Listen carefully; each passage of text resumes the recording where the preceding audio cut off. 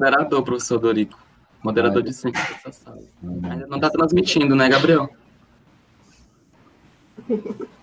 Estamos no ar já? Já Estamos no ar. Estamos no ar, John.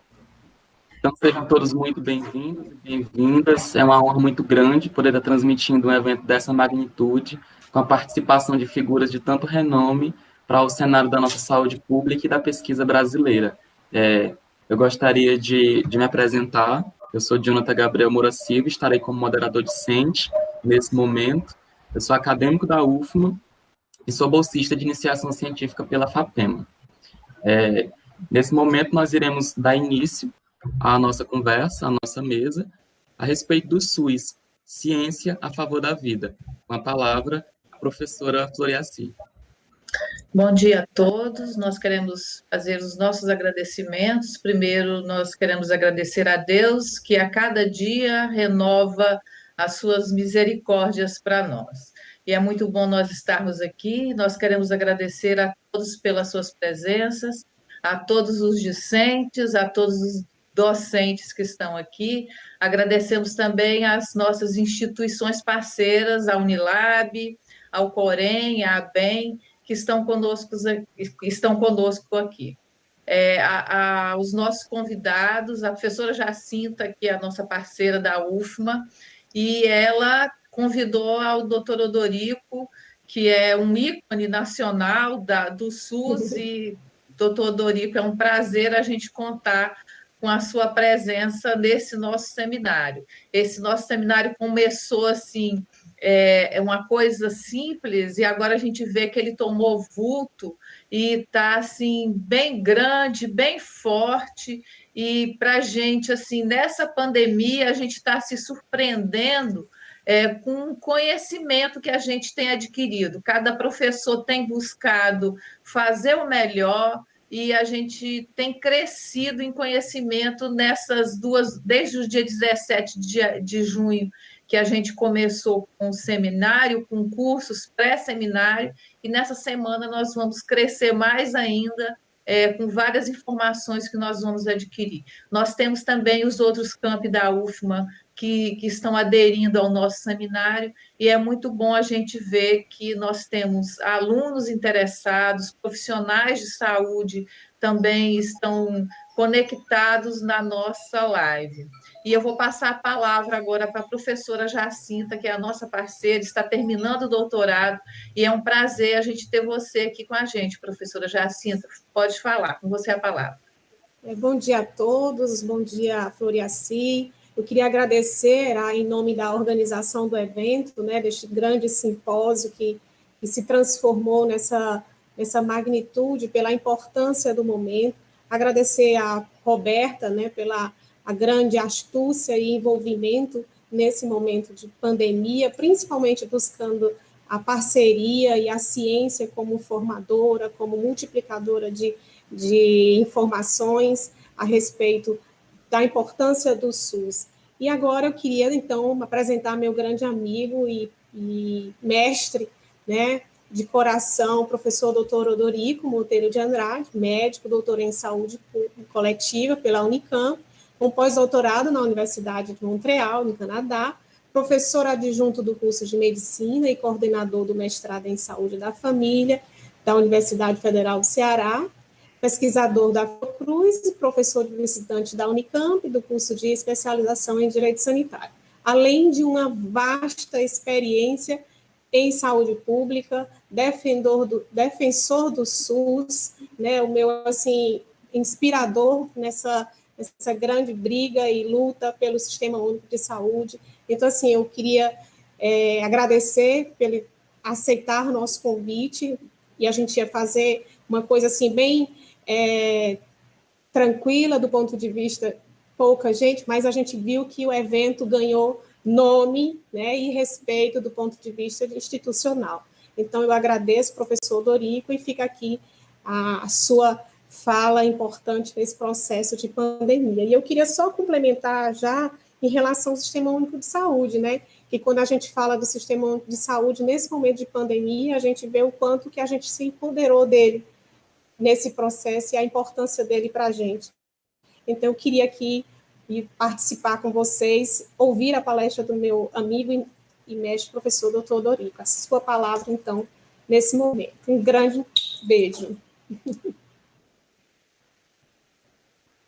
Jacinta, muito obrigado. Estão ouvindo bem aí? Estou ouvindo bem. Ótimo. Então, agradecer o convite e parabenizar aí pela iniciativa, saudar aqui a professora Floriaci Santos também, o Jonas que está aqui, aí na retaguarda técnica, parabenizar aí, tá nessa área de iniciação científica, é muito importante, né? Você ter alunos como você. E dizer, Jacinta, da satisfação que sempre que tenho, quando você aciona, já tive aí em Imperatriz pessoalmente, algumas vezes, de forma presencial, apoiando os seus cursos aí de especialização. Dizer que nós temos muito orgulho de você ter sido nossa residente aqui, das primeiras residentes, muito profissional e saúde da família, né? E dizer que a gente se orgulha muito de estar compartilhando esse momento aí com vocês.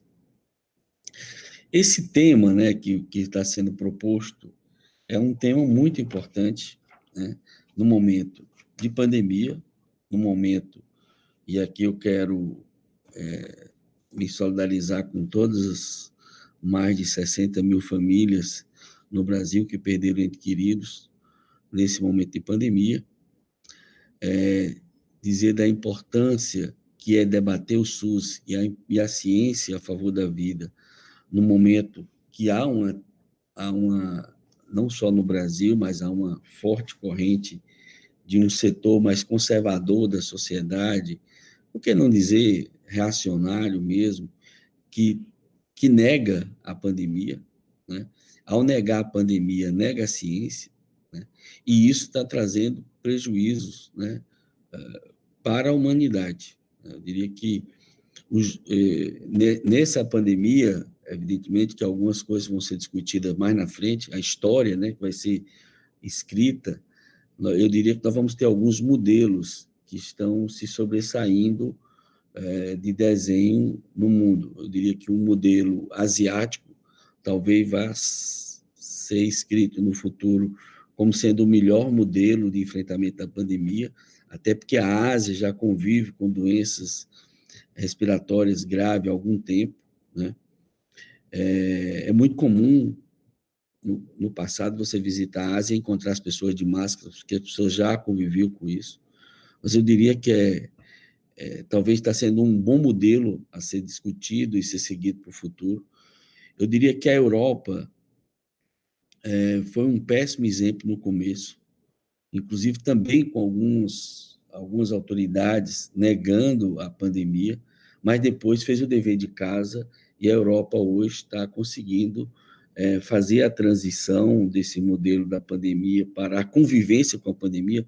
A gente nem pode falar muito nessa coisa de transição, porque às vezes a gente acha que a transição é como que a pandemia deixasse de existir, nós vamos ter que conviver com ela, então nós temos que falar de convivência com o coronavírus 19, e eu diria que dois modelos desastrados, assim, digamos, de autoridades, né, negacionistas, que é o modelo americano, né, um absurdo o presidente dos Estados Unidos fazer um grande evento e praticamente ele sem máscara, ninguém sem máscara, e já são mais já usamos aí para quase 130 mil americanos, mil mortes.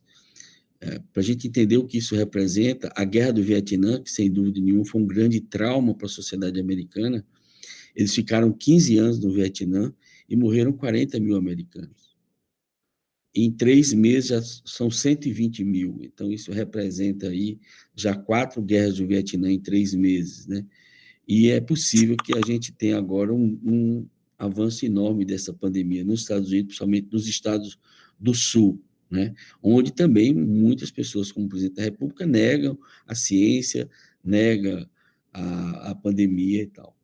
E aqui no Brasil também eu não tenho dúvida que o desastre só não é maior porque o modelo federativo brasileiro, que é o modelo do SUS, e isso foi reconhecido pelo Supremo Tribunal Federal, ele é tripartite, e compete aos governadores e prefeitos a gestão da pandemia. Então, isso não é maior desastre. E não é maior também porque esses governadores e esses prefeitos lançaram mão, digamos, desse esse patrimônio do povo brasileiro, que é o Sistema Único de Saúde. E aí, os governadores, a gente tem que fazer justiça, inclusive o esforço que tem sido do governador Flávio Dino, aqui do governador Camilo Santana, dos governadores do Nordeste, do consórcio do Nordeste, para o enfrentamento dessa pandemia. Eu inclusive, tive, no começo da pandemia, num simpósio da Abrasco, onde mediei, tive a participação do governador Flávio Dino, e ali a gente viu o esforço que os governadores têm feito nesse sentido. Ou seja, tem sido mitigado, né, os grandes problemas do negacionismo federal, né? Não é brincadeira você ter, em plena pandemia, 3 ministros, e hoje o Ministério da Saúde não está com ministro, tem um ministro interino. Isso, de certa forma, representa aí um prejuízo grande para o país, num desenho que se entende que seja o enfrentamento de uma pandemia dessa ordem, uma articulação nacional com os estados e os municípios. É assim que o SUS é preconizado, né? Então, feita essa introdução, eu queria falar um pouco aí também do SUS como Sistema Universal de Saúde. E o SUS está saindo muito fortalecido dessa pandemia, com todos os ataques que historicamente têm sido feitos a ele. Eu diria que o maior ataque foi feito em 2018, 2017, ali com a emenda constitucional 95, que congela por 20 anos os repasses do SUS, né? E os repasses federal. Mas não é à toa também que, para o enfrentamento da pandemia, se teve que votar um orçamento de guerra, que a primeira coisa que foi feita é que a emenda constitucional 95 não vale para a pandemia, o que representa o reconhecimento de que o SUS, que é subfinanciado, com essa emenda passa a ser desfinanciado, e mostra que, para viabilizar esse preceito constitucional, que é o artigo 196, que garante que a saúde é um direito de todos e um dever do Estado, ele precisa ter orçamento. Então, e não tenho dúvida, Jacinta, e professora Floriaci, que o fato de termos um Sistema Universal de Saúde, que os americanos não têm, faz toda a diferença hoje. Então, os modelos europeus, o modelo canadense e o modelo brasileiro faz uma diferença enorme, e isso está trazendo muitos problemas para o modelo americano. Os americanos vão ter que repensar, né, essa relação com o sistema liberal privado. E aí eu vou entrar rapidamente, porque a diferença entre o Sistema Único de Saúde e os sistemas liberais, no caso do modelo americano. Qual a importância de um Sistema Universal de Saúde? Então, esse é um debate que vem acontecendo, eu diria que aí tem pelo menos 150 anos que nós debatemos isso no Ocidente. O grande debate que foi feito no século XIX sobre qual o papel do Estado, né? Isso foi um debate importante que aconteceu na Europa, aconteceu na França, aconteceu na Alemanha, aconteceu na Inglaterra. Qual é o papel do Estado, né, na questão das políticas públicas? E um setor liberal fortemente dizia que o papel do Estado é a proteção da propriedade privada, proteger a propriedade privada. E, naquele momento, os sanitaristas alemães, que defendiam a importância da saúde como um direito de todos e um dever do Estado, diziam: olha, o trabalhador tem no seu corpo a sua maior propriedade. Se o corpo do trabalhador é sua maior propriedade, então compete ao Estado defender esse corpo, defender a estrutura, né, orgânica desse trabalhador, que é o seu corpo, e que é com o seu corpo, com o seu trabalho, que ele ganha o seu sustento do dia a dia. E aí nasce esse grande debate na Europa, e aí a Revolução Russa de 1917 cria na União Soviética o primeiro Sistema Universal de Saúde.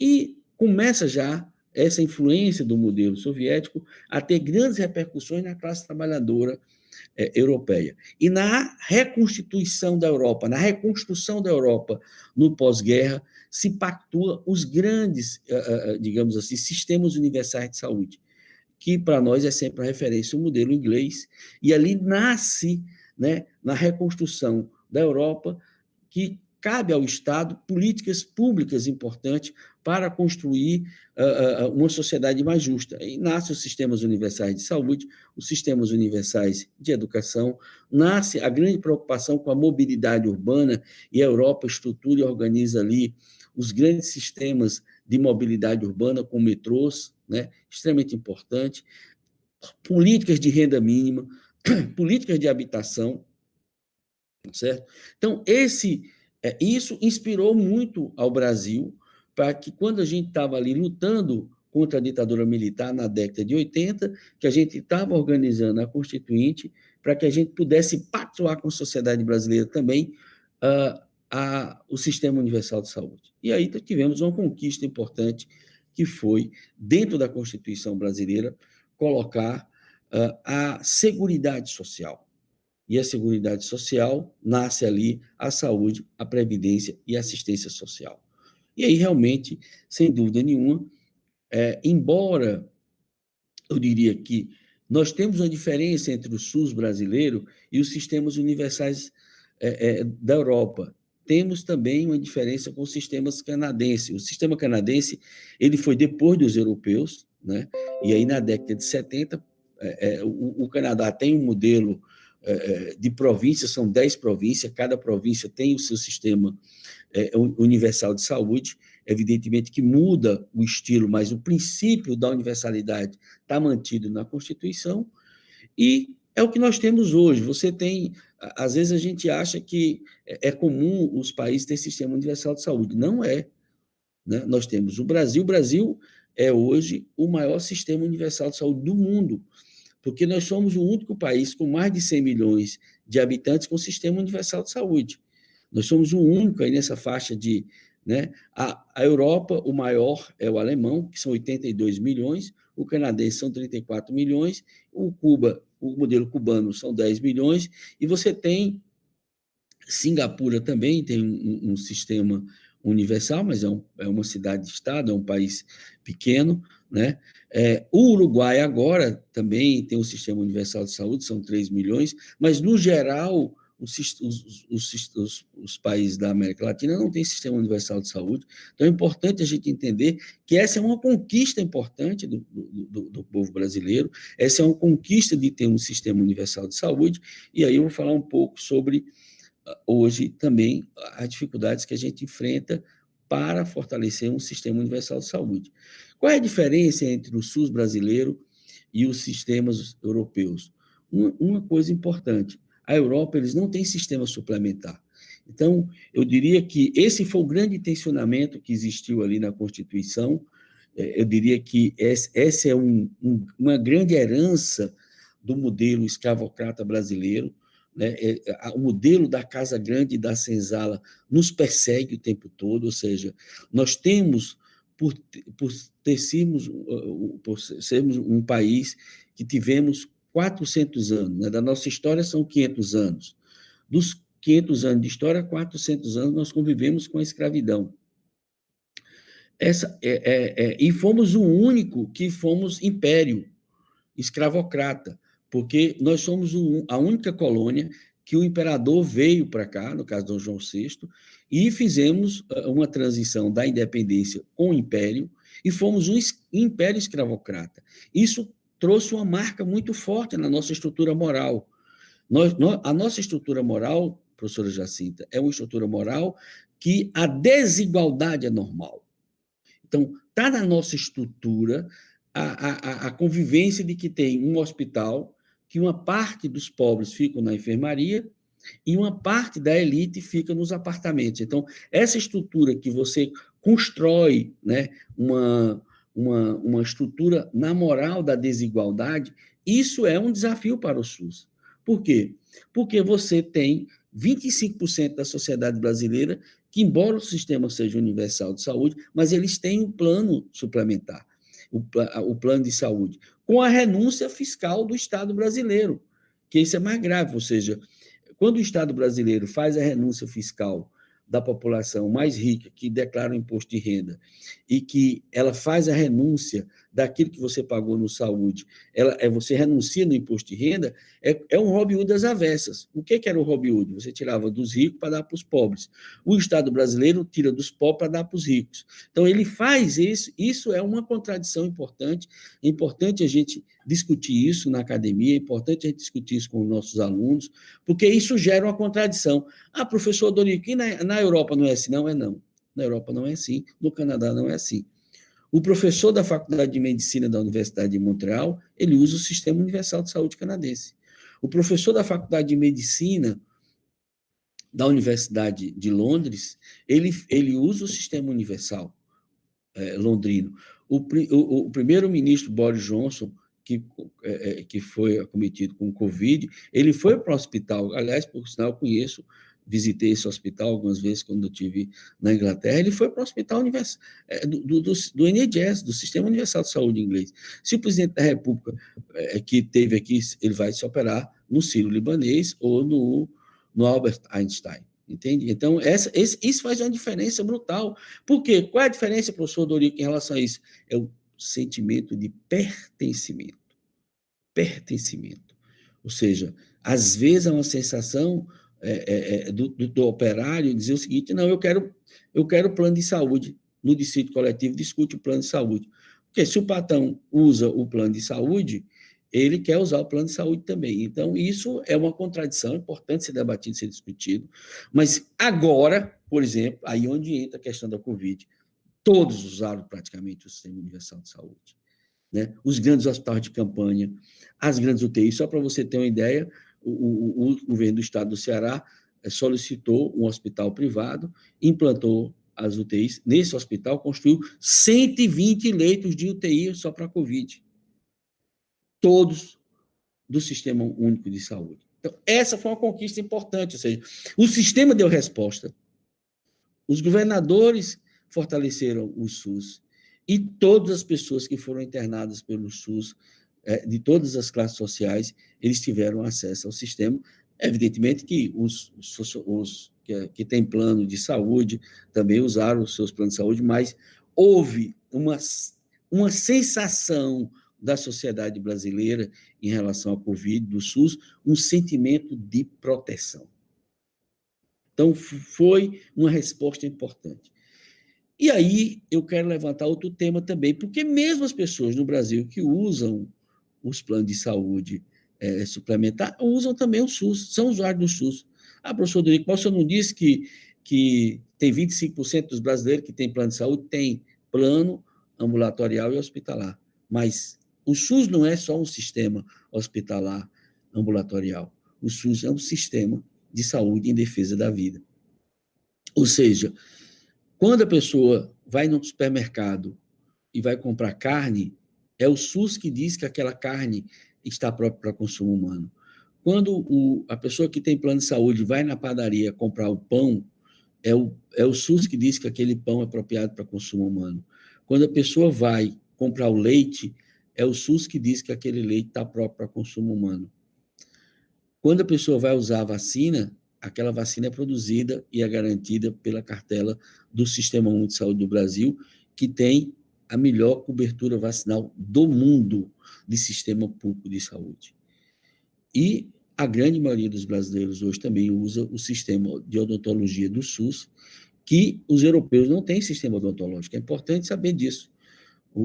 Nós implantamos, inclusive, em Sobral, em 2004, com o presidente Lula, o primeiro CEL do Brasil. Hoje, essa estrutura de centros de especialidade odontológica que nós temos no Brasil, o Brasil hoje é o único sistema universal que tem a odontologia também como sistema universal. Evidentemente que os cubanos também têm, mas o Canadá não tem e os europeus não têm. Ou seja, nós ampliamos, inclusive, essa possibilidade de serviço. Ou seja, o SUS é um sistema de promoção, proteção, vigilância à saúde, 24 horas por dia, 365 dias do ano, e todos os brasileiros usam o SUS. E aí, eu vou partir para o segundo tema, para a gente partir para o debate. Tem debates aí depois, né, Jacinto? Vamos ter que abrir aí para a resposta, que é a questão da ciência a favor da vida. Uma das questões importantes, né, do século XX foi o avanço da ciência, né? Ou seja, ali, quando nós terminamos a Revolução Pasteuriana, trouxe contribuições importantes, né?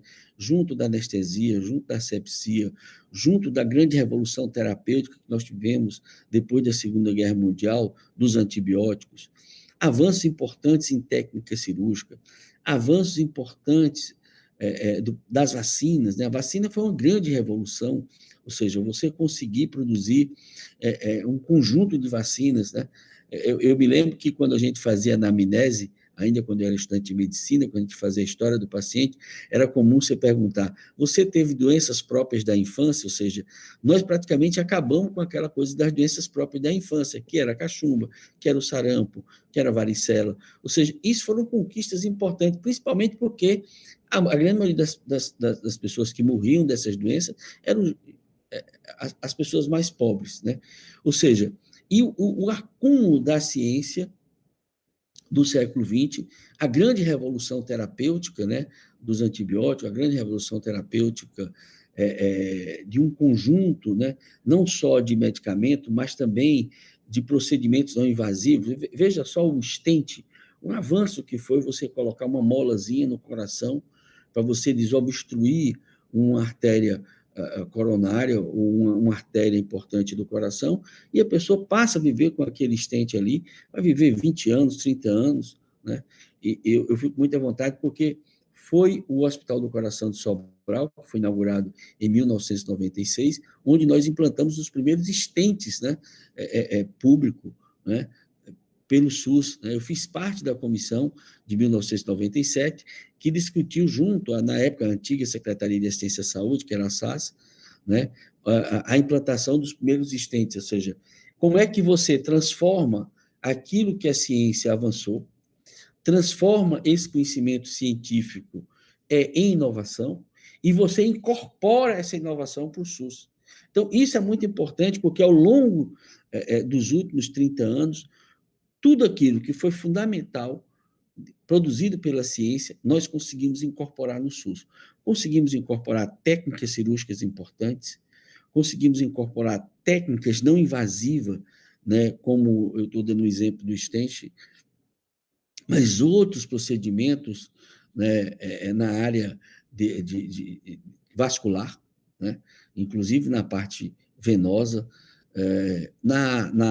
um conjunto de procedimentos importantes na área de neurocirurgia, mas incorporamos protocolos importantes na área de oncologia, inclusive conseguimos uma lei que define que entre o diagnóstico do paciente e o projeto terapêutico dele definido para a oncologia são 60 dias, tá certo?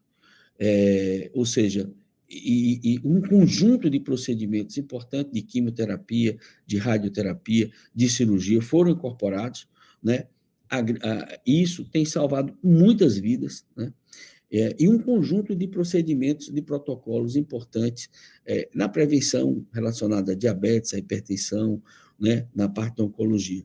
Ou seja, tudo aquilo que foi possível ser produzido pela ciência, nós criamos, inclusive, uma comissão importante, quando eu estava no Ministério da Saúde, quando fui secretário de gestão, eu fui secretário de gestão do Ministério da Saúde entre 2011 a 2013, e em 2012, exatamente com um conjunto de leis ligado à questão da inovação tecnológica, a gente passou a implantar no SUS a Conitec, que é exatamente uma comissão que faz uma avaliação daquilo que foi produzido pela ciência, como é que aquilo que foi produzido pode ser incorporado e como é que o SUS possa garantir acesso da população a esses protocolos, né?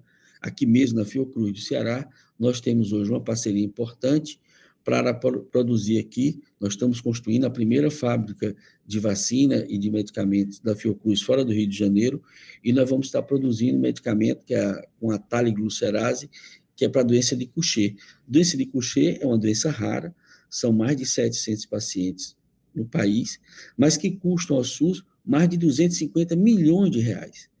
Ou seja, para a vida desses 700 pacientes ter acesso a essa medicação, é a vida deles. Por isso que esse componente, inclusive das doenças raras, tem sido um componente que o SUS tem garantido a medicação.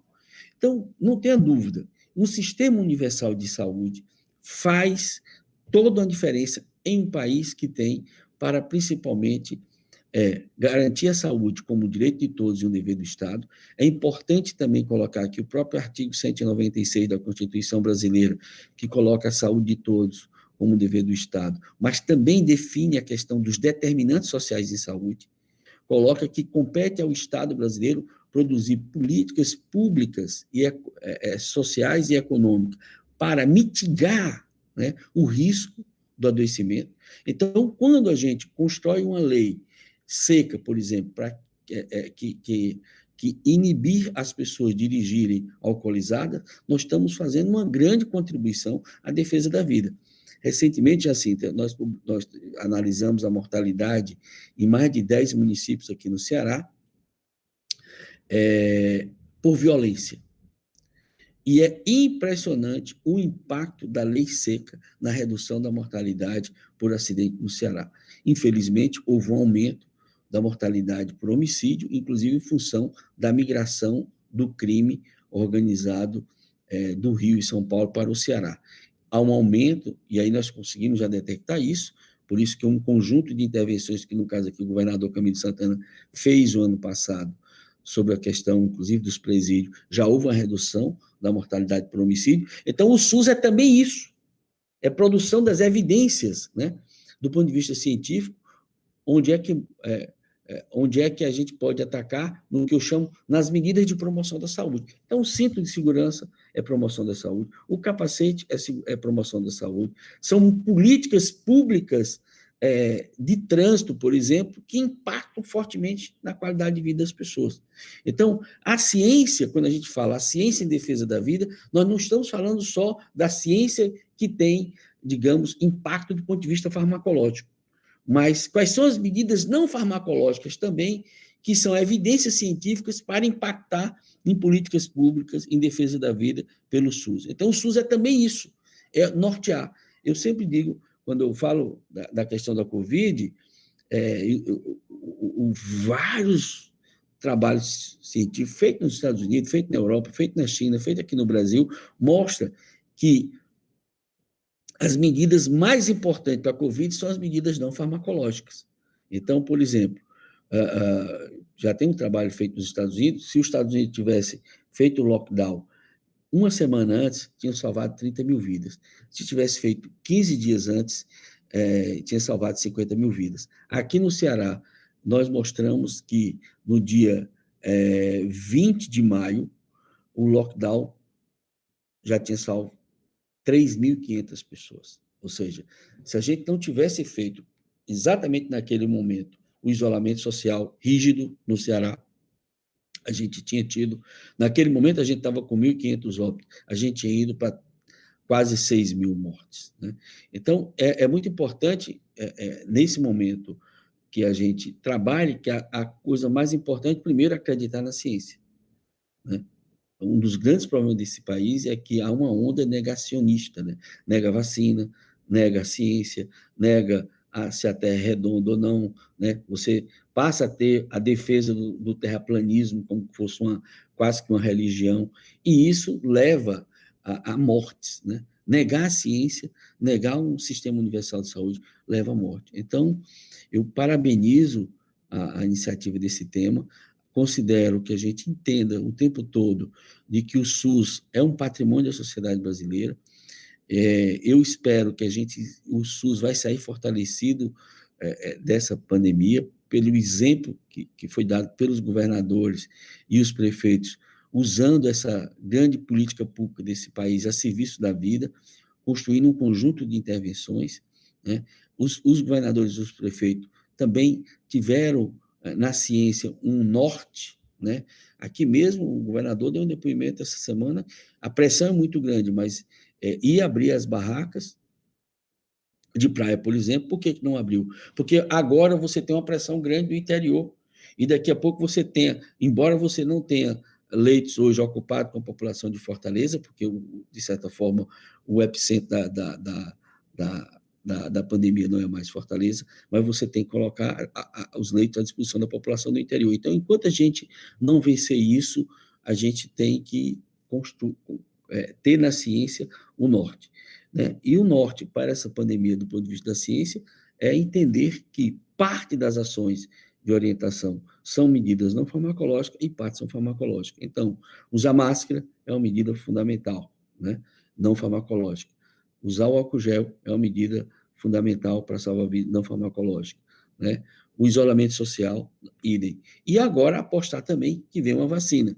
E é isso que eu queria falar por último, dizer também da satisfação, nós da Fiocruz. Aliás, estamos implantando aqui no Ceará uma central analítica, que a gente possa, a nossa central deve estar sendo inaugurada até o final de julho. Nós temos que ter a capacidade de fazer 10 mil exames de PCR por dia e 20 mil exames imunológicos. Foi uma iniciativa da Fiocruz, conseguimos 2 centrais analíticas com aquele fundo que foi destinado do Itaú para a pandemia, e uma central analítica no Rio de Janeiro e outra aqui no Ceará, e agora com esse cenário da gente estar fazendo essa parceria com a Universidade de Oxford para que a gente venha a produzir a vacina pela Fiocruz. Ou seja, a ciência em defesa da vida, em defesa do SUS. E é o SUS que vai viabilizar tudo isso, porque é o SUS que vai garantir que todo brasileiro tenha acesso, na hora que a vacina estiver disponível, tenha acesso à vacina para a Covid. E é dessa forma que a gente fortalece esse sistema universal. Espero que a sociedade brasileira possa entender que o Congresso Nacional precisa revogar a emenda constitucional 95, que congela os recursos do SUS por 20 anos. Por quê? Porque nós não vamos congelar a ciência, nós não vamos congelar o avanço terapêutico, nós não vamos congelar o envelhecimento da população, nós não vamos congelar a incorporação, a necessidade de incorporação de novas drogas, novas vacinas, nós não vamos congelar o aparecimento de novas doenças, né? Aliás, um grande virologista americano diz, nós temos que ter 3 certezas, né? Da morte, dos impostos e das epidemias, porque vão estar sempre surgindo novas doenças, né? A gente tem acompanhado, né, em poucos anos, 30 anos informados, essa já é a segunda pandemia, né? A AIDS, inclusive, eu ainda era interno quando conheci os primeiros pacientes de AIDS aqui no Ceará, né? São bilhões de reais que foram investidos na vacina da AIDS. Ainda hoje nós não temos a vacina, hoje nós não temos uma vacina para dengue, mas é o SUS que tem tido a capacidade, inclusive, de garantir acesso aos pacientes da AIDS, por exemplo, aos coquetéis, e tem pessoas que foram meus pacientes no internato, quando eu estava no internato da Faculdade de Medicina, e ainda hoje estão gozando de vida, graças aos avanços terapêuticos que nós tivemos na AIDS, e graças ao SUS, que garante acesso a essa população, a esses medicamentos, né? Além disso, também uma forte participação social, que o controle social é algo fundamental para o SUS. Então, é isso. Já falei mais do que o homem da cobra, Jacinta, mas muito obrigado por essa oportunidade, estou à disposição para debater, discutir e responder alguma pergunta que, porventura, surja aí. Muito obrigado e dizer da importância de que essa nova geração de estudantes tenha a clareza do que o SUS é uma das maiores políticas públicas desse país, precisa ser defendido. Muito obrigado, professor Dorico. O pessoal do chat lá no YouTube, eles estão fervorosos com a sua fala, eles gostaram bastante. Não há nenhuma pergunta até o momento que eu conferi, mas vários apontamentos, né, e reflexões acerca das suas falas. Então, foi realmente uma aula, além de uma área de saúde, foi uma aula de história, que não é dissociada de certa forma. Então, agora eu queria que a professora Jacinta ela pudesse fazer as suas considerações. Nós temos em torno de 10 minutos. Desculpe pelo tempo, professor e professora, é que a gente precisa dar continuidade à condução do serviço. Professora Jacinta, que é enfermeira, professora adjunta do curso de enfermagem da UFO Imperatriz, doutoranda em mestre em saúde e efetividade baseada em evidências pela Unifesp, gestão de tecnologia em saúde, especialização em saúde da família, gestão em saúde e didática do ensino superior e docência na saúde pela Universidade Federal do Rio Grande do Sul. Com a senhora, a palavra. Bom, então, assim, depois de uma aula dessa, de uma exposição de motivos, por que a gente deve defender o SUS, a gente não tem muita coisa para perguntar, né? E sim, agradecer ao professor Dorico, mas, assim, tem uma coisa que me inquieta, do ponto de vista de defensora do SUS, que está dentro da área que eu milito, que é a atenção básica, professor Dorico. Então, assim, você falou muito bem da estrutura que foi formada, que foi equipado, né? A gente sabe da pandemia, a importância que foi a estruturação, mas eu queria perguntar para você, pela sua experiência, em que momento a atenção básica foi priorizada, né? Foi investido na atenção primária. A gente sabe que esse modelo do SUS é um modelo muito relevante, principalmente nesse momento de pandemia, mas que a gente um pouco valoriza a atenção primária, que a gente tem como promoção, né, e prevenção, começo de tudo, né? Então, eu gostaria de ouvir o professor Dorico para defender meu grande amor, que é a atenção primária. Um beijo. Realmente, assim, você tocou num ponto que é fundamental e que é estratégico, né? Primeira coisa importante a gente ressaltar é que essa experiência de saúde da família é uma experiência brasileira, né? Assim, as experiências europeias, a experiência cubana, canadense, é de médico de família, né? Essa coisa foi muito forte no século XX, que é um modelo médico-cêntrico, né?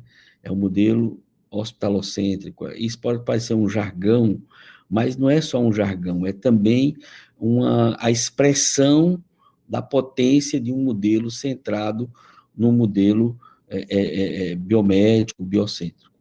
Nós, no Brasil, e foi uma coisa muito forte que aconteceu, eu tive esse privilégio, inclusive, de montar as primeiras equipes de saúde da família no Brasil, na década de 90, quando fui secretário de saúde de Quixadá, né?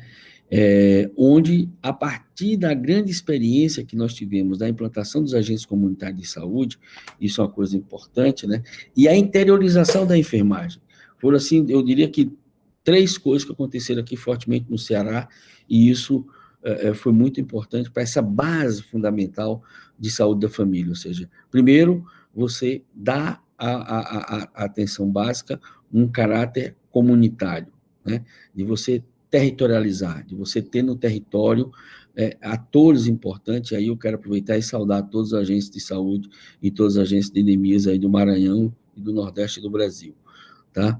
Depois, com a ida dos agentes de saúde para se tornar uma política pública, houve fortemente a interiorização da enfermagem, né? Isso foi uma coisa muito importante, ou seja, a enfermagem passou a ter um papel estratégico na atenção primária à saúde, né?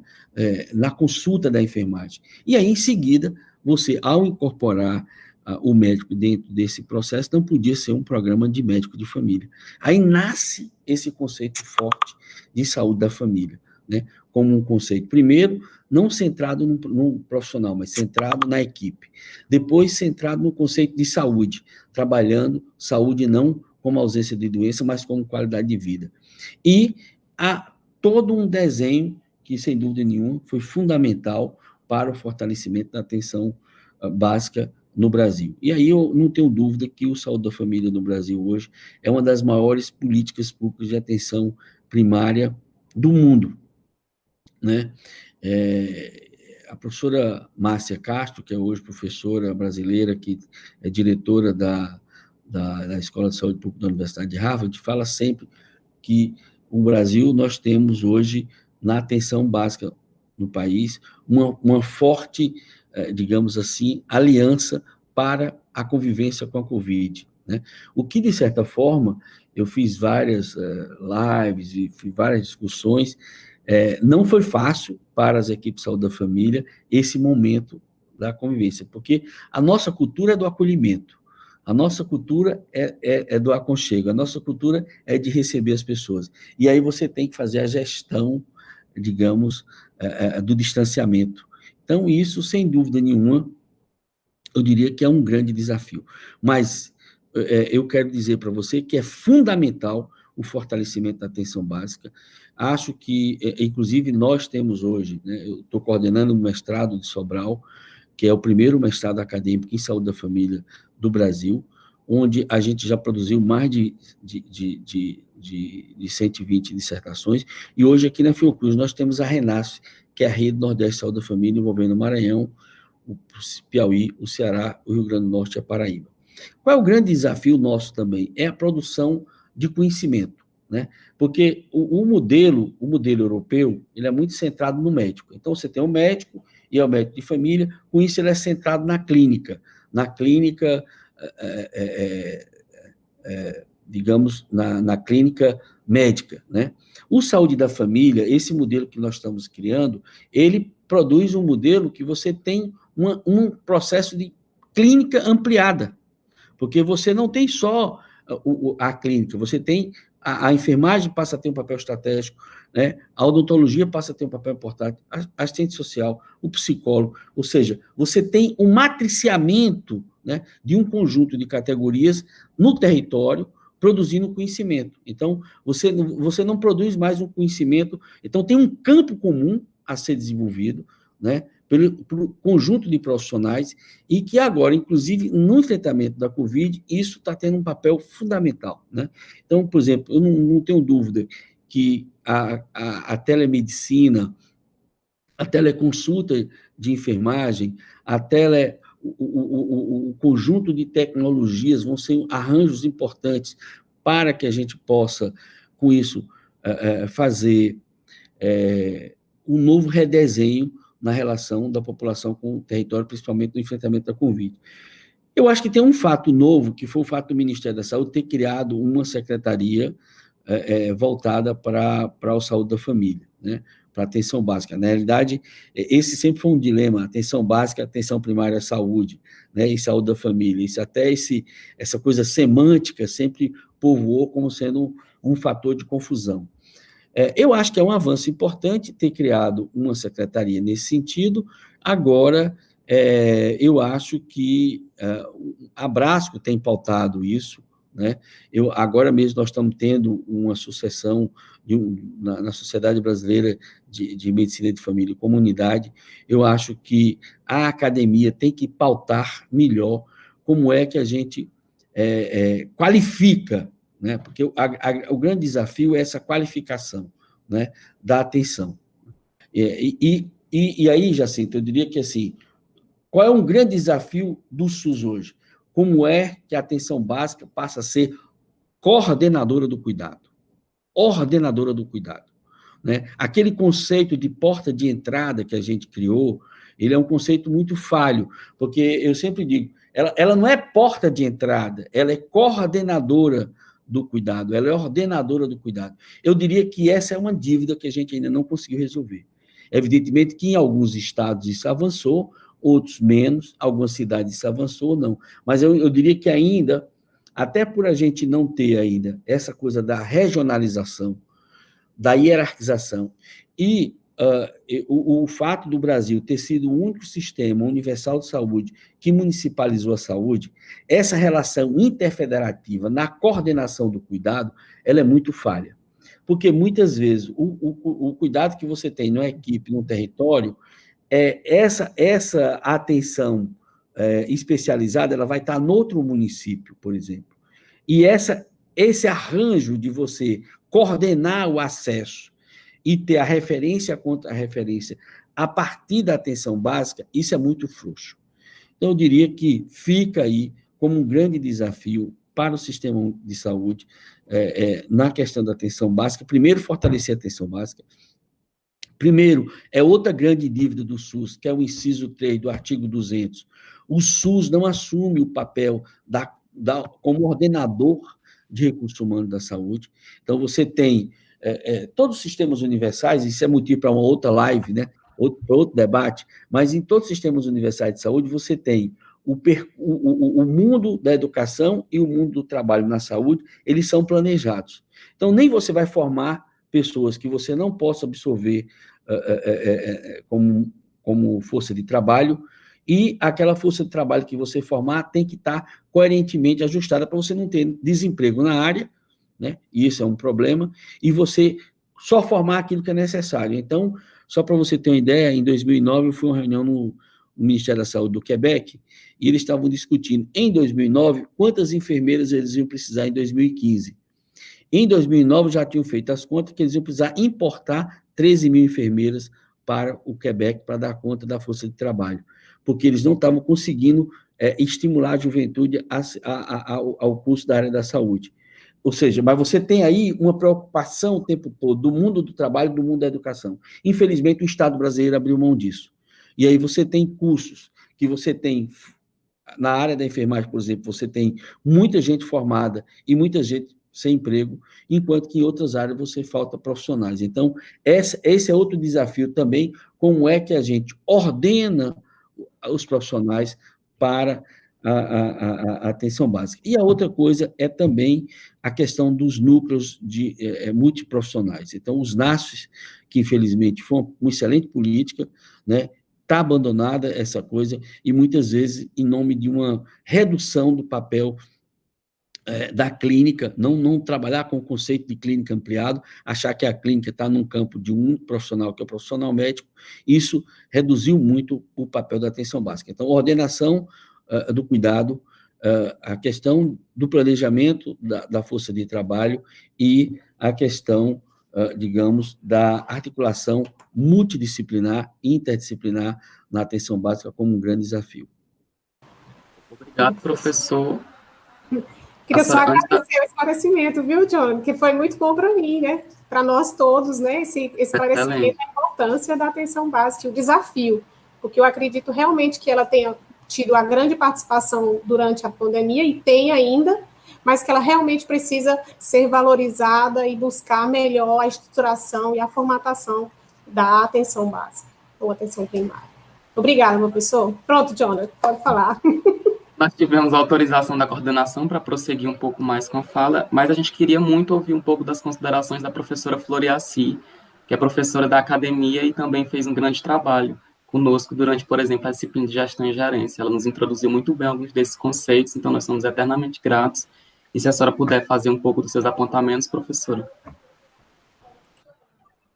Bom, seria até uma ousadia minha falar que nós temos o professor Dorico, nós não podemos perder a oportunidade, eu sou professora da casa, né? Mas, sem dúvida nenhuma, não vou me furtar, né? Sem dúvida nenhuma, o SUS é uma conquista nossa há muito tempo, né?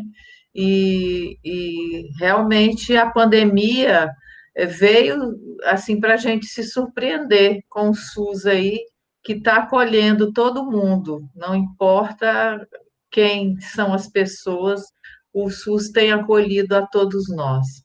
E o SUS realmente, como a Jacinta disse, a atenção básica, ela tem, assim, tem que ter um olhar especial, é a porta de entrada, e os nossos governantes devem ter esse olhar especial para a atenção básica, deve ter, assim, uma verba especial e uma valorização por esses profissionais que trabalham na atenção básica, para que a gente consiga valorizar e consiga realmente direcionar esses pacientes, esses clientes que chegam na atenção básica, para fazer a referência e a contrarreferência. Infelizmente, a gente sabe que a contrarreferência não tem acontecido como deveria acontecer. Mas eu sei que nós temos algumas perguntas no chat, né, Jonathan? E vamos prosseguir, então, com as perguntas, que vamos aproveitar um pouco mais da sua palavra, professor Dorico. Vamos, Jonathan, as perguntas do chat.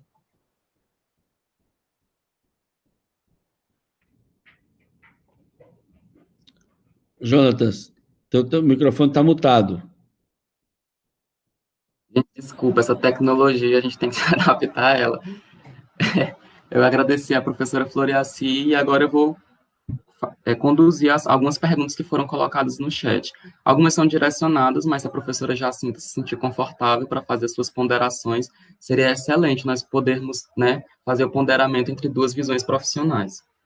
A primeira pergunta foi feita pela Caroline Pessoa Frazão, e ela diz assim: olá, professor Luiz, qual a sua visão acerca da importância da interprofissionalidade na qualidade da oferta do atendimento e cuidado à população usuária do SUS? Certo. Tem outra pergunta, porque aí podia discutir um bloco aí. Tem sim, tem sim.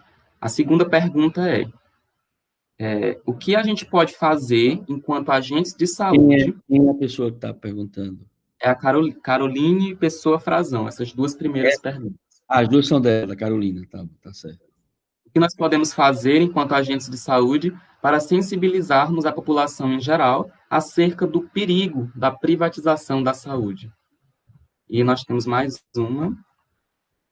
Vou esperar o senhor fazer esse registro. Certo.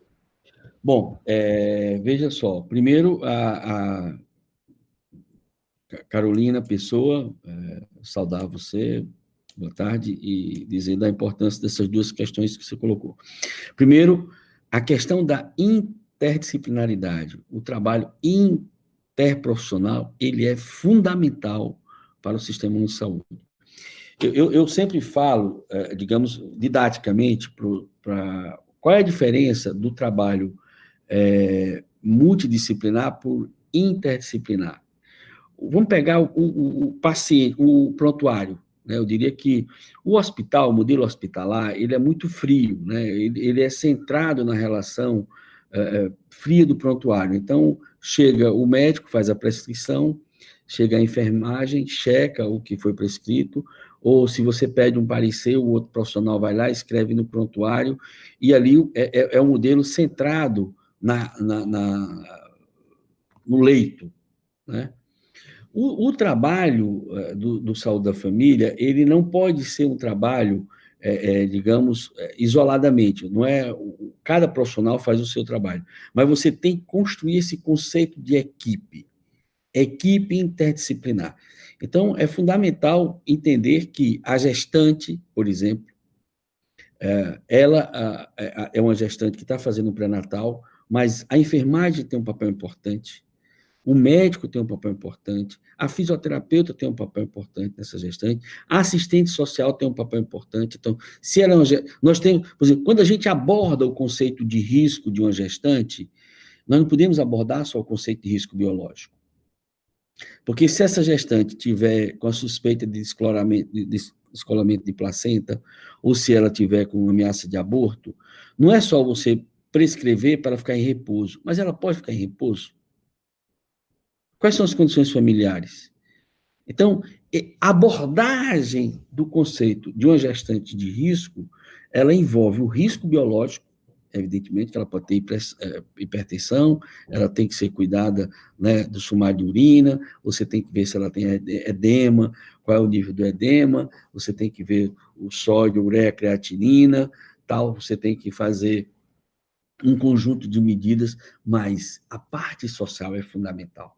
Então, a assistente social tem que participar desse processo, né? E muitas vezes, aí a agente de saúde entra também fortemente nesse processo. Essa é a diferença, porque você pensa, você não pega a doença, né, hipertensão arterial na gravidez, você pega o contexto social da gestante. Você consegue, inclusive, separar essa coisa isoladamente da doença, mas ela está dentro de um contexto social. E aí, eu estou dando um exemplo da gestante, mas pode ser o hipertenso, pode ser o diabético, pode ser uma pessoa que está em fase terminal, em cuidados paliativos. Então, o cuidados paliativo envolve todo, né, a parte emocional, então, o psicólogo tem um papel importante. Então, o interdisciplinar é esse. Quer dizer o seguinte, o conhecimento, ele não pode ser fragmentado, mas ele tem uma intervenção concreta no espaço concreto, de situações concretas, de articulação de equipe. A palavra equipe é muito importante, né? Por isso que não é médico de família, por isso que o modelo brasileiro é saúde da família, e por isso que nós entendemos que o território é fundamental. E aí o trabalho do agente de saúde é a base, né? Porque é o território, né? Uma coisa é você... É o agente de saúde que convive com o narcotráfico no território dele, né? Eu apoiei a implantação do Programa Saúde da Família em São Paulo, né? Em 2001, eu fui convidado pela Unesco para apoiar a implantação dos agentes de saúde na cidade de São Paulo, e na Zona Leste, quando o pessoal que tinha o tráfico já mandava a rede do narcotráfico avisar: diga aos agentes de saúde que não saiam de casa hoje, porque tem problema no território. Então, ele convive com isso no dia a dia, tá certo? Então, isso tem que ser levado em conta na hora que você vai definir seu projeto terapêutico singular de cada situação. Então, esse projeto terapêutico singular que a gente tanto fala, ele não é um projeto terapêutico individual do ponto de vista da clínica médica. Ele leva em consideração a clínica da enfermagem, a clínica da odontologia, a clínica da nutrição, a clínica da psicologia, a clínica da intervenção, né, da articulação com o serviço social, com os agentes de saúde, tá certo?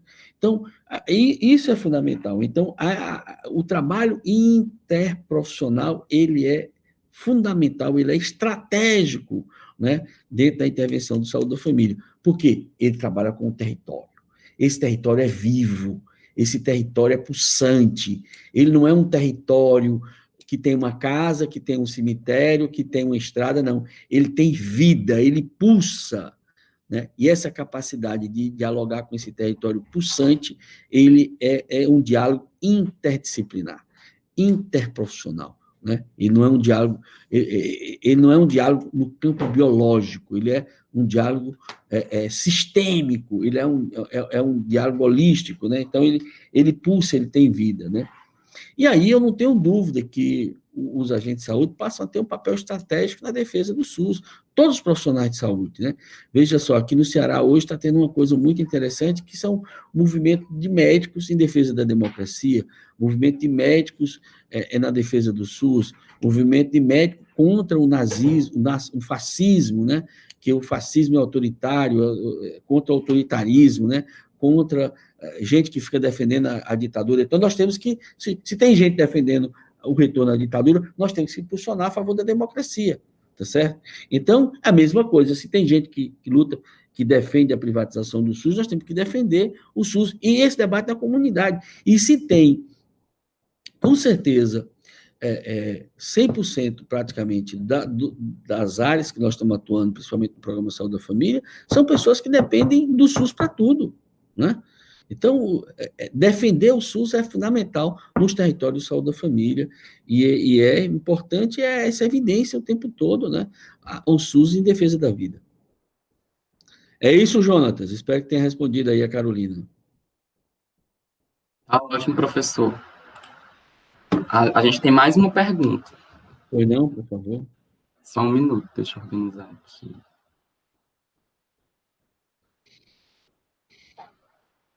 Porque eles enviam várias mensagens no chat e as perguntas vão sumindo, eu anotando tudo. Tá. O que o senhor acha sobre a privatização através das organizações de saúde no SUS para a população? Deu para ouvir bem? Essa é a da Liliane Fernandes. Liliane Fernandes. Isso. Veja só, eu acho que isso aí não dá para a gente debater esse tema agora, né? Assim, eu acho que ele merece, esse é um tema extremamente complexo, tá certo? Que merece um debate à parte. Uma coisa, eu acho que é separar a privatização do SUS como uma questão que você passa a pagar. Já teve gente defendendo isso. Eu me lembro que teve um momento lá na década de 90 que tinha um setor ligado ao Fernando Henrique Cardoso, quando ele era presidente da República, que defendia, inclusive tinha um questionamento do Banco Mundial muito forte sobre isso. Ainda hoje o Banco Mundial não engole o SUS, porque acha, e aí é um equívoco, tem gente que diz, mas o SUS não cabe a Constituição não cabe no orçamento, o SUS não cabe no orçamento. Então, isso é uma coisa que a gente tem que bater fortemente nisso e colocar isso, defender como o artigo 196 da Constituição, que é você defender a saúde como um direito de todos e um dever do Estado. Então, isso aqui é o princípio da universalidade, tá certo? Que se desdobra com a Lei 8.080, que coloca um conjunto de questões importantes, estruturante do Sistema Universal de Saúde. A outra questão, que aí é uma coisa que, por isso que eu estou dizendo a você que merece um debate à parte, que é como é que o Estado vai prover seus serviços de saúde, se ele vai trabalhar com, digamos assim, o que a gente pode chamar de um serviço público que seja totalmente direto à população, ou se ele tem mecanismos de prestação de serviço de forma indireta. Isso é muito importante a gente entender. Quando o SUS nasce, tá? No artigo 198, ele já coloca essa questão da iniciativa privada. Tá? E traz para dentro do SUS, por exemplo, praticamente 50% dos leitos do SUS são leitos das santas casas. Então, o que é uma santa casa? Uma santa casa é uma estrutura pública não estatal. Então, isso é uma coisa muito interessante, que é muito forte, por exemplo, na Europa, e é muito forte, mas na Europa. No Canadá, é uma coisa muito interessante. A universidade canadense, por exemplo, o Canadá inteiro só tem uma universidade privada. As universidades são todas públicas, tá? Mas você paga. Então, se você vai usar o estacionamento da universidade, você paga o estacionamento. Porque não necessariamente o público quer dizer que ele é gratuito. Então, ao fato da gente fazer essa confusão, porque aí é muita coisa, é aquela coisa, então o que é público é gratuito e é feito para senzala. E a casa grande tem seus mecanismos, e aí ela usa o plano de saúde e o Estado faz a renúncia fiscal. Por que eu estou dizendo isso? Para dizer o seguinte, um conjunto de estados, né, e aí foi a partir de um conjunto de leis que foram aprovadas, passaram a lançar mão de estruturas públicas não estatais para prestar serviço à população, certo? E isso foi uma lei que foi aprovada na época do Bresser Pereira, né, que criou. Então, você tem aquilo que é estatal e que é de prestação de serviço direto, né? Então, né, aí você tem um conjunto de situações que são públicas não estatais. Aí você tem as filantrópicas, e aí as Santas Casas, eu diria que é a maior estrutura que nós temos pública não estatal. A Jacinta foi enfermeira lá em Sobral e conviveu com a Santa Casa de Sobral, que é uma Santa Casa que atende quase uma referência de... Hoje já tem um hospital regional, mas atendia quase 1 milhão de pessoas. E praticamente é 100% SUS a estrutura. Evidentemente que aí a Santa Casa tem lá um segmento dela, que é a Dom Valfrido, que tem os apartamentos. Mas a grande estrutura da Santa Casa, tanto é que ela tem aí, isso é uma coisa muito forte em São Paulo também, que a chamada dupla porta. Você tem uma porta do SUS e você tem uma porta dos apartamentos, é isso que eu falei. E isso é uma coisa que está na nossa estrutura moral de que a desigualdade é normal. E alguns estados passaram a lançar mão das organizações sociais, né? E, evidentemente, que cada estado tem sua legislação. Eu acho que o mais importante é que essas estruturas elas têm que ter a governança e o controle social do Estado brasileiro, tá certo? Que eu acho que a gente tem que ampliar. Mas eu diria que, assim, não dá para você dizer que as Santas Casas ou que o OAS é a privatização do SUS, porque ele não está cobrando lá a assistência. Eu diria que é a flexibilização do Estado na prestação do serviço, na relação de criar outro mecanismo de gestão que não seja, digamos, a prestação de serviço direta, tá certo? Por exemplo, aqui no Ceará você tem um mix, né? Então você tem os hospitais do Estado, que tem muita democracia direta, dentro deles tem muita coisa privatizada, porque, inclusive, toda a parte de limpeza é privatizada, aí tem as cooperativas, e tem cooperativa de várias áreas, tem cooperativa da enfermagem, tem cooperativa de profissionais de saúde, tem cooperativa de especialidades médicas, que você passa a contratar para prestar serviço, e tem um AOS, que é o FGH, que presta serviço ao Estado. Eu acho que o que a gente tem que garantir são transparências pública, e que esses institutos eles não podem cobrar um centavo por assistência à população. Então, isso foi uma coisa muito forte na Europa, e isso é muito forte ainda hoje, que são estruturas públicas não estatais, tá certo? O próprio sistema de saúde inglês, por exemplo, quem é que faz a medicina de família na Inglaterra? São os trusts, que são estruturas públicas não estatais, gerenciadas pelos médicos ingleses. Então, é um pouco isso, que aí uma coisa é a gente colocar a privatização da saúde, como você mexer com o artigo 196, que é a joia da coroa, tá certo? A você ter mecanismos de prestação de serviços não estatais. Eu acho que são duas coisas distintas. Professora Jacinta, a senhora pode responder. A senhora está com o microfone desligado. Ok. Tem uma pergunta para a senhora no chat. Muito bem. Deixa eu ver aqui o chat. Eu posso fazer a pergunta para a senhora? Pode sim. Vamos lá. A pergunta é de Amanda Frota. Considerando o papel da enfermagem no SUS, o advento da pandemia Covid-19, como a enfermagem pode atuar politicamente para que os direitos trabalhistas sejam atualizados? Piso, carga horária.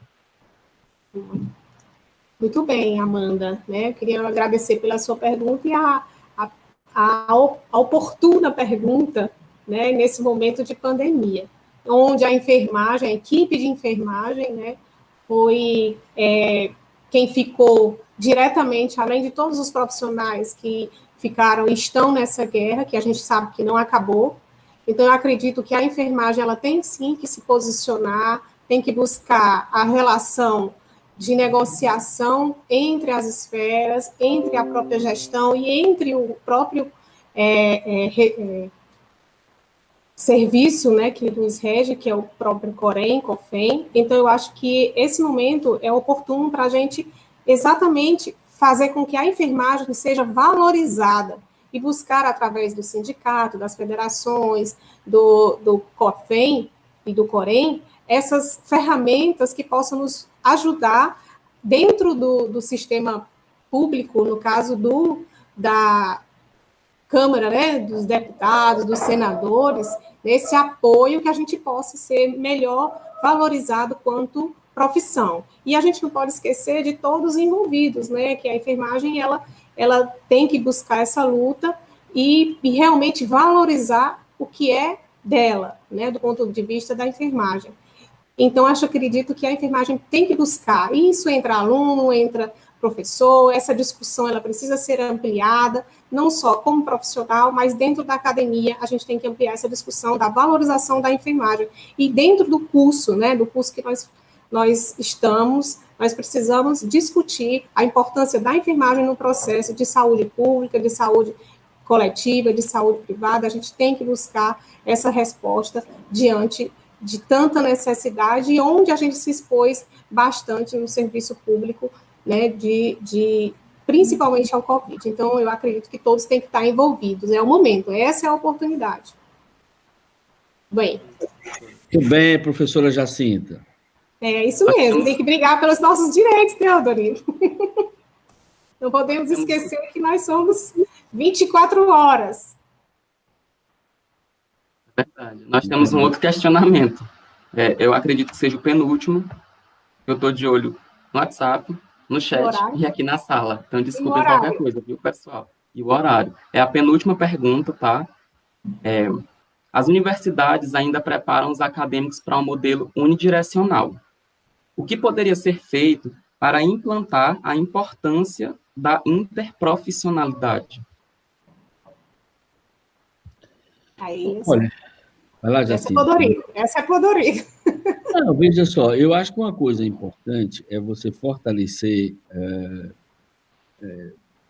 primeiro, ter a clareza de que parte dessa mudança vai ser de fora para dentro. O que é que eu quero dizer de fora para dentro? Infelizmente, essa mudança não sai da universidade para fora, tá certo? Então, é a prática que vai se consolidando nos territórios do Saúde da Família, são as dissertações de mestrado, são os artigos que são publicados, Inclusive, quando a gente criou o próprio mestrado em saúde da família de Sobral, por que a gente não criou o mestrado em saúde pública? Por que a gente não criou o mestrado em saúde coletiva? A gente optou por criar um mestrado em saúde da família. E por que a gente criou a RENASF, que é a Rede Nordeste de Saúde da Família, que a gente forma hoje 190 mestres por ano? Porque existe uma questão muito importante, Jacinta, e todos que estão aqui participando, né,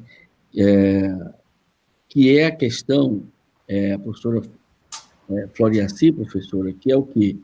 Que é um campo epistêmico. Esse é um campo epistêmico a ser construído.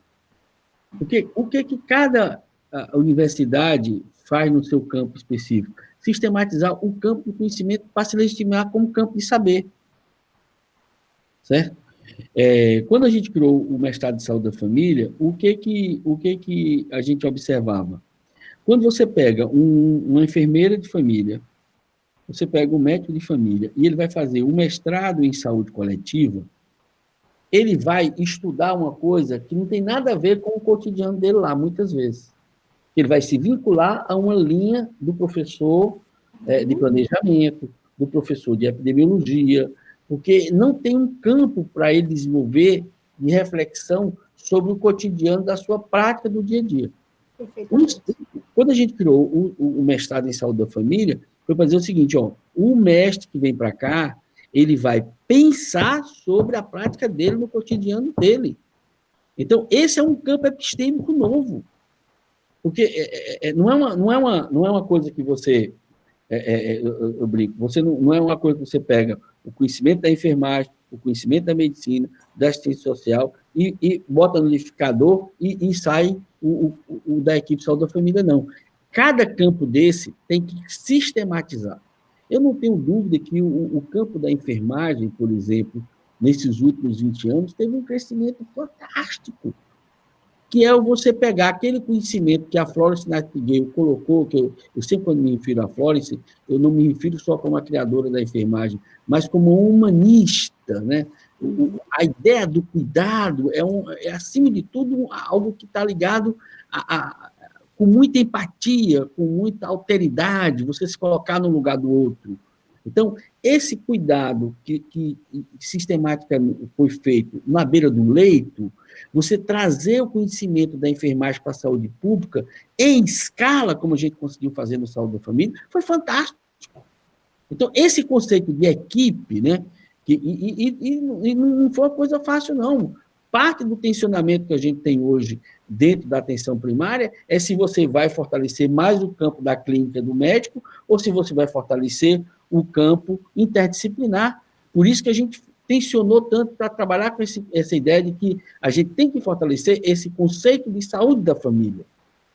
Porque quando eu estou fortalecendo o conceito de saúde da família, acima de tudo, eu trabalho com a ideia de saúde como qualidade de vida e não como uma ausência de doença, trabalho com o conceito de equipe. E esse campo de prática sistematizado nos territórios, de forma interdisciplinar, vai orientar o novo dimensionamento pedagógico das faculdades de enfermagem, da faculdade de medicina, da faculdade de psicologia, tá certo? Então, eu diria que assim, nós precisamos... e aí o espaço da pós-graduação é muito importante para isso. Né? Por quê? Porque nós temos que construir um novo campo epistêmico. Porque o campo epistêmico hoje é o campo de cada categoria. Mas pensar um campo epistêmico que ele seja interdisciplinar, esse é o nosso maior desafio. Então, a construção de um novo campo epistêmico interdisciplinar, ele vai contribuir para que os cursos na graduação vejam essa articulação interdisciplinar como algo muito forte. Eu diria que os exemplos que a gente está tendo já aqui no Ceará, e eu acho que Sobral para a gente é uma referência importante, porque a gente tem 2 mestrados, né? E agora vamos começar um doutorado em saúde da família. Então, isso fortalece o campo interdisciplinar numa perspectiva para a contribuição para a graduação. Eu queria só complementar, doutor Dorico, que, inclusive, na UFMA Imperatriz, nós temos um curso de mestrado na área de atenção integral à saúde que faz essa busca, né, esse início desse conhecimento epistêmico que a gente precisa para desenvolver a nossa formação na graduação. Eu acredito que a partir dessas turmas que vão sair agora do curso de mestrado, a gente tenha melhor um desenho de formação da graduação. Então, eu acredito que vai sim contribuir para essa melhor saída desses profissionais da academia, que eu concordo com o senhor que ainda nós temos uma perspectiva de formação ainda muito diferente do que a gente entende da Florence, né, do humanística, né, então a gente ainda está desenhando essa formação, e eu acredito que com a pós-graduação, né, com o nosso mestrado, e futuramente um doutorado, a gente possa melhorar essa formação e formação da saída desses profissionais no mercado de trabalho. Por outro lado, a gente já tem um curso de medicina que também já trabalha com metodologias ativas, né, que já busca, desde o seu primeiro período, uma formação baseada na medicina preventiva, na formação do profissional de saúde como um todo, né, então, do conhecimento como um todo. Então, eu acredito que a gente está começando aqui pelo campus de Imperatriz, também nós temos outros campos no Maranhão que tem esse pensamento, mas ainda é uma escadinha, um batentezinho que a gente está plantando para futuramente construir. E as outras experiências, elas vão só somar, né? Assim como Fortaleza, assim como Rio Grande do Sul, São Paulo, nós temos aí várias experiências que podem nos ajudar nessa formação. Eu acredito, sim, que a formação ela tem que ser rediscutida, porque nessa prova agora, até coloquei aqui que a pandemia nos colocou à prova, né? Nós somos formadores, nós colocamos profissionais no mercado de trabalho, e nós publicamos, e essas publicações, elas estão ajudando como? Né? Então, a gente precisa pensar realmente nesse novo desenho de formação de profissional de saúde para o mercado de trabalho. É isso que eu acredito. Obrigada. Certo. Nós temos mais uma pergunta, eu gostaria que vocês pudessem responder ela um pouco mais de forma sucinta, porque a gente já extrapolou bastante o nosso tempo. Com certeza. Mas o pessoal do chat continua eufórico. Eu acho que por eles a gente nem almoçava. Mas em consideração a vocês, a gente vai tentar agilizar um pouco mais, viu? A última pergunta é do Leandro Emanuel. Ele quer saber quais os pilares para uma boa gestão do SUS, em síntese, né? E se a realidade da população que está sendo atendida deve ser considerada como fundamental para uma boa atenção de saúde. Para o Dorix fazer uma síntese dessa pergunta, vamos lá. Essa pergunta é motivo para uma outra conferência. Outra conferência.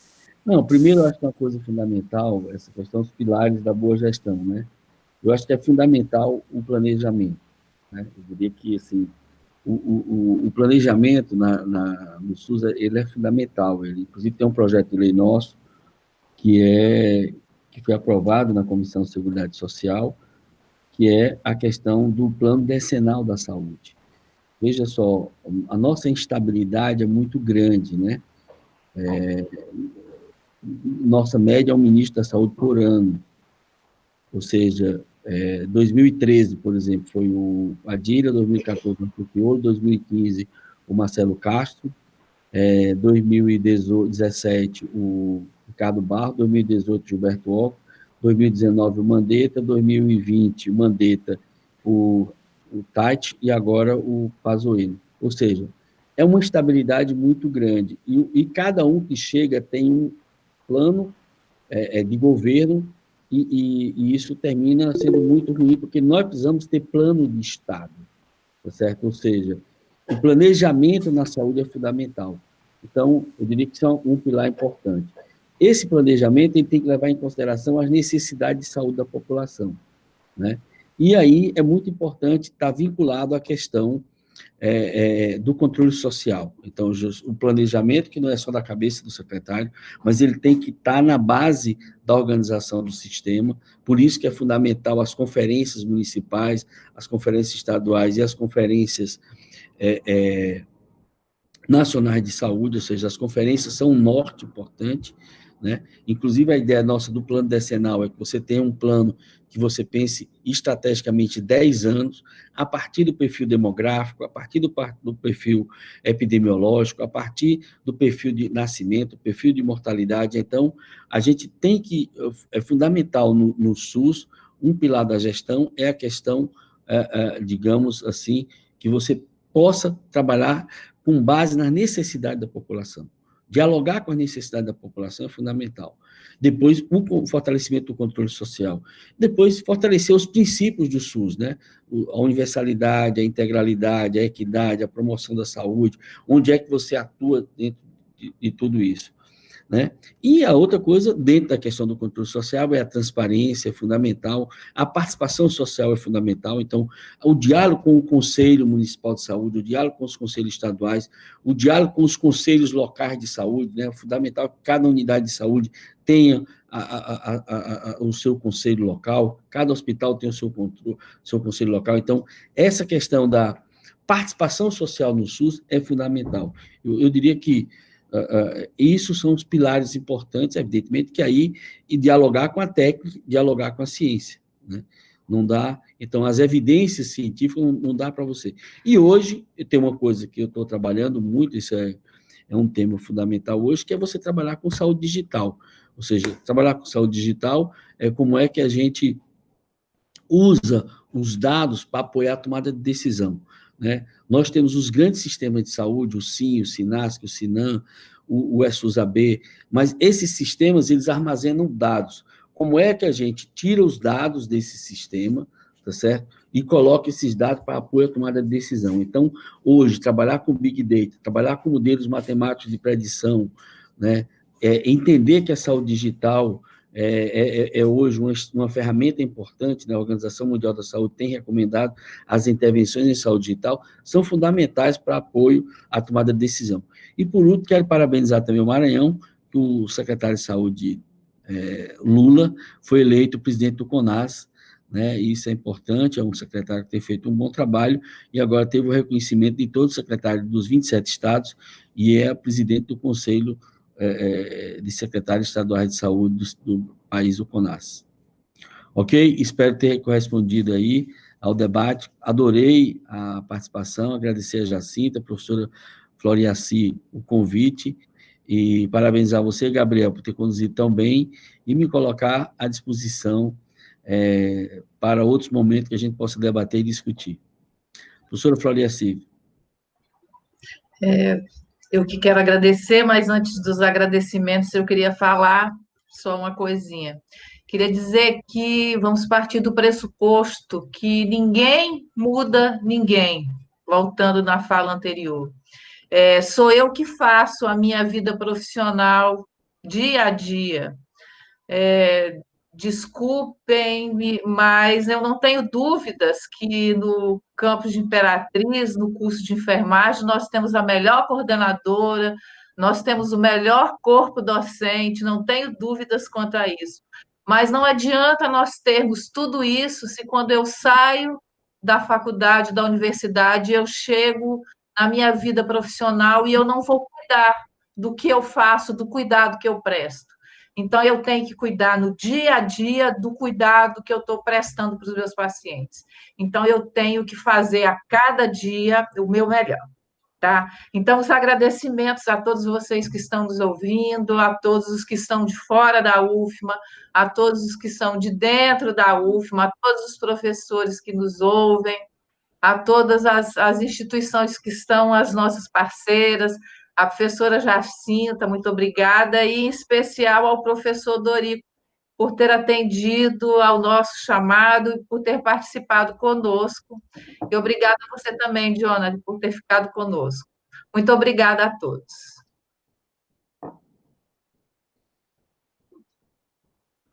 Então, a gente finaliza aqui o nosso momento. Parabéns, professora Floriaci, por essa finalização.